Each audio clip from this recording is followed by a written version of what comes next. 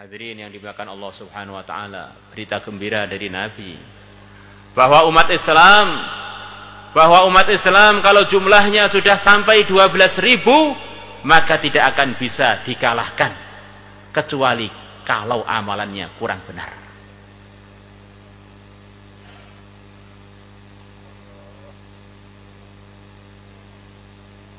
Lan tughlaba 12.000 min qillah atau kama jaa fil hadits. Kalau umat Islam jumlahnya sudah 12.000 tidak akan sekali-kali bisa dikalahkan karena kurang banyak.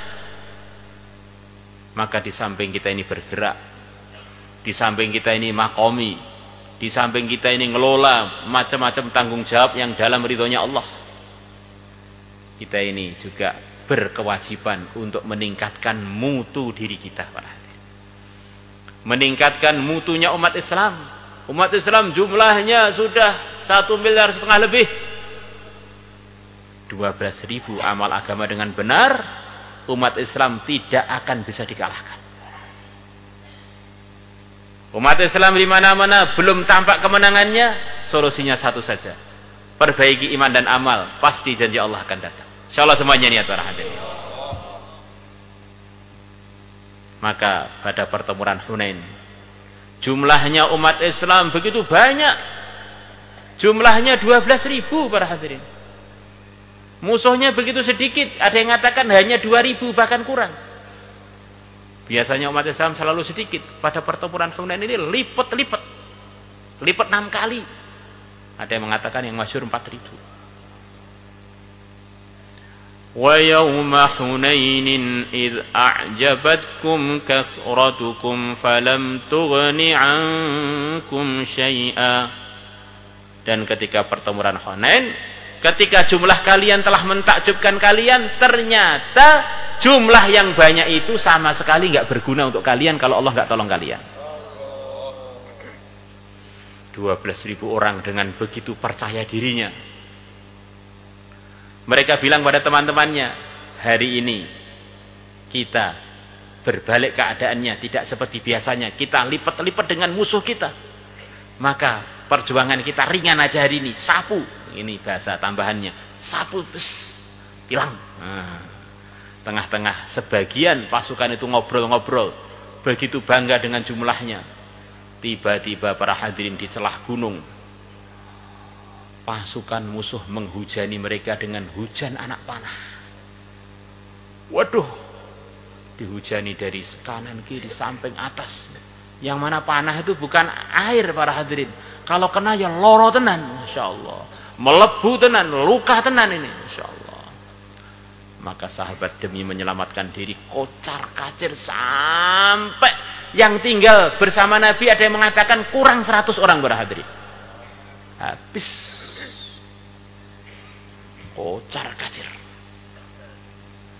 Maka di tengah-tengah kocar kacir itu sahabat, orang itu kalau kaget, kalau kena masalah biasanya, kalau orang-orang beriman dan sahabat ini diajari Nabi sendiri, biasanya tawajuhnya kepada Allah melebihi ketika dia dalam kondisi damai-damai saja. Maka umat Islam sering dalam kondisi-kondisi konflik, dalam kondisi-kondisi perang, masjid-masjidnya penuh, istighosahnya lengkap, wirid-wiridnya nggak ada yang ketinggalan. Tapi kalau kondisi damai banyak yang bangkong, berarti. Maka kata sebagian ulama, tidak ada kondisi di dunia ini yang lebih baik melebihi kondisi zaman Nabi kita. Nabi kita di Madinah itu, para hadirin, dalam masa 10 tahun perangnya lebih 100 kali. Jadi sahabat itu nggak sempat untuk santai, itu nggak sempat. Wiritan terus, siap mati terus, siap keluarganya ditinggal seterusnya, siap istrinya jadi janda, Masya Allah. Nah kita ini sebetulnya begitu itu. Kita ini perang terus dengan nafsu kita, dengan kelalaian kita, dengan itu. Maka kalau kita sudah merasa nggak punya musuh, aman-aman saja, ya nanti yang tambah waktu tidurnya dan waktu lalainya, para hadirin, Masya Allah. Maka dulu para hadirin cerita, ayah kami rahimahullah sering banget sekian bulan sholat 5 waktu kunut terus. Maka Kiai Uzairon termasuk saya ini usil-usil tanya, kok kunut terus, ini kenapa sih? Lah ini perang terus loh. Ini perasaan ayah itu, dunia itu perang terus, kunut terus, Masya Allah. Bagi santri-santri lama mungkin, Masya Allah, ada waktu-waktu nggak tahu apa, kunut. Nah, maka semestinya kita ini juga merasa sedang dalam perjuangan, meneruskan perjuangannya guru-guru kita, para masyayikh kita, perjuangan dai-dai sebelum kita, perjuangannya para sahabat, perjuangannya yang mulia Nabi besar Muhammad sallallahu alaihi wasallam. Maka yang mulia Nabi besar Muhammad sallallahu alaihi wasallam bersabda kepada Sayyidina Abbas, paman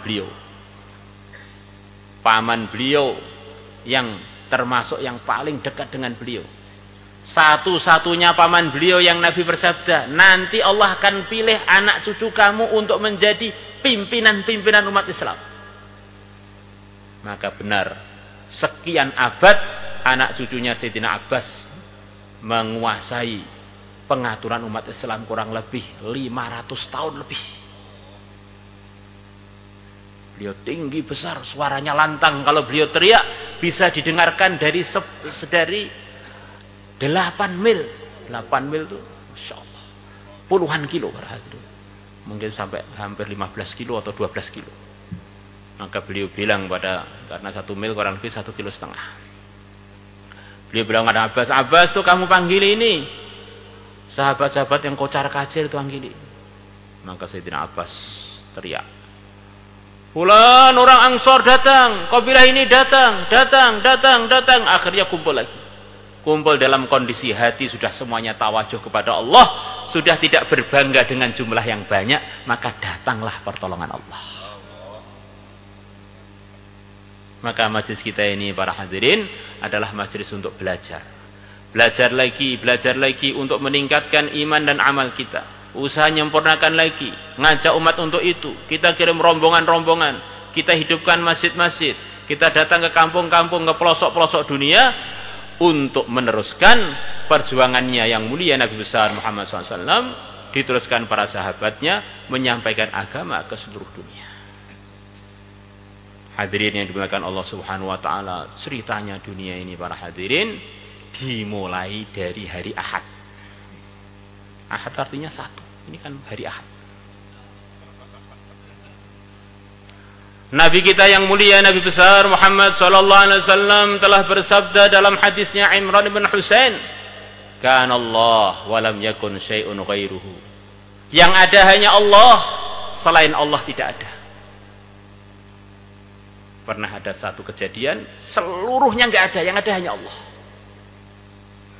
Kemudian Allah berkehendak untuk mewujudkan makhluk-makhluknya, termasuk alam semesta ini, termasuk manusia, termasuk bumi, termasuk falak, termasuk orbitnya bintang-bintang, termasuk neraka, termasuk surga. Makhluk itu tandanya makhluk adalah ada awalannya. Semua itu Allah kehendaki, awalannya adalah hari Ahad para hadirin. Tanpa ada hari Ahad, enggak ada Itsnain, enggak ada Sulasa, enggak ada Arbi'a, enggak ada, semua dunia ini enggak ada yang hadir di majelis ini. Maka kata sebagian ulama, kenapa Ahad dikatakan Ahad? Biar orang-orang itu pada mikir, yang mau mikir atau yang paham mikir. Ini penciptaan semua ini, yang menciptakan adalah yang Esa, Ahad, yaitu Allah. Qul huwallahu ahad. Namanya disamakan dengan namanya Allah, supaya kalau orang menyebut Ahad, maka mereka ingat ini adalah hari Tauhid. Ada orang yang menyelewengkan hari Ahad diganti Minggu, hari Tuhan.